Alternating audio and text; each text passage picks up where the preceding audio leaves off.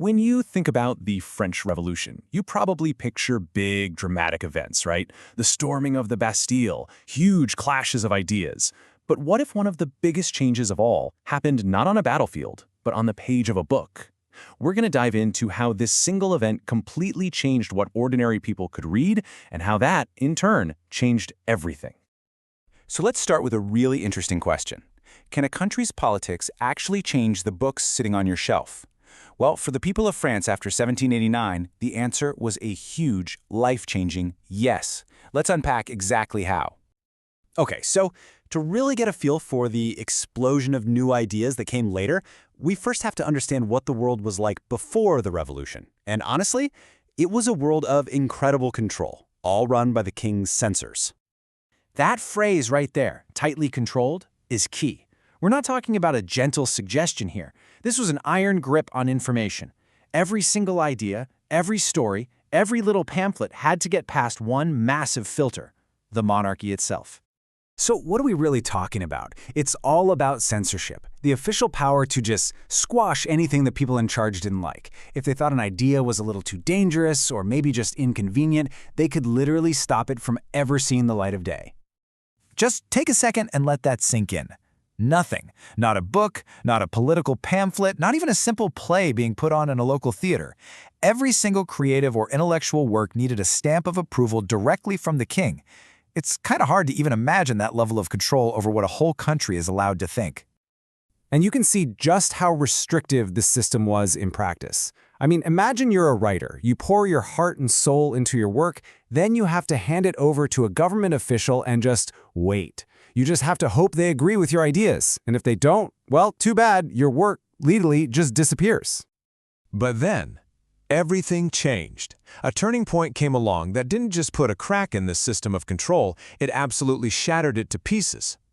You can see on this timeline just how fast it all happened.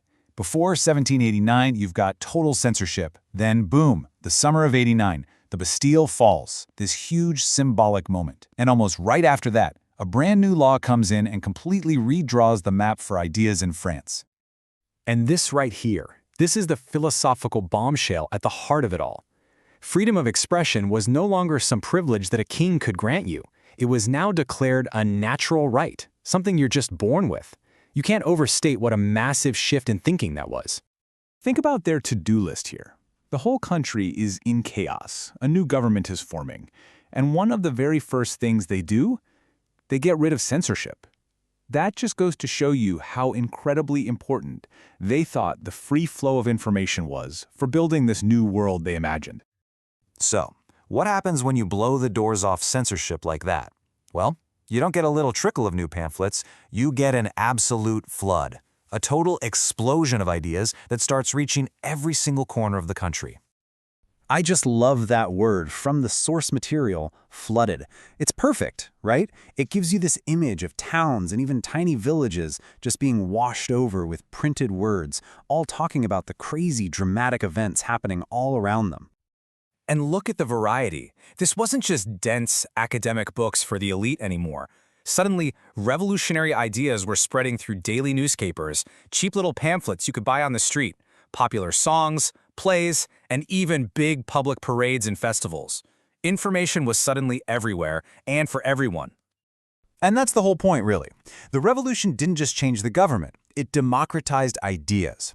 Before, big political thoughts were kind of locked away in complicated books that only a few people could read. Afterwards, those exact same ideas, liberty, justice, equality, were being sung in the streets. They became part of everyday life. Now this part is so important. This information flood wasn't just one-sided revolutionary propaganda. Real freedom of the press meant that opposing views could also be printed. So you had this wild, chaotic public debate going on where radical revolutionaries were trying to convince people of their ideas right alongside royalists who were arguing to bring the king back. It was a true battle for the hearts and minds of the people. So let's zoom out. Why does all this matter? Why is this revolution in reading just as important as the political one? Let's tie it all together. This is the big takeaway. Getting rid of censorship was like building a bridge. It carried those huge ideals of the revolution, liberty, equality, fraternity, from being abstract concepts into the daily lives and conversations of regular people. Without the free press, those ideas might have just stayed trapped in government buildings. And that really leaves us with a final, pretty powerful thought.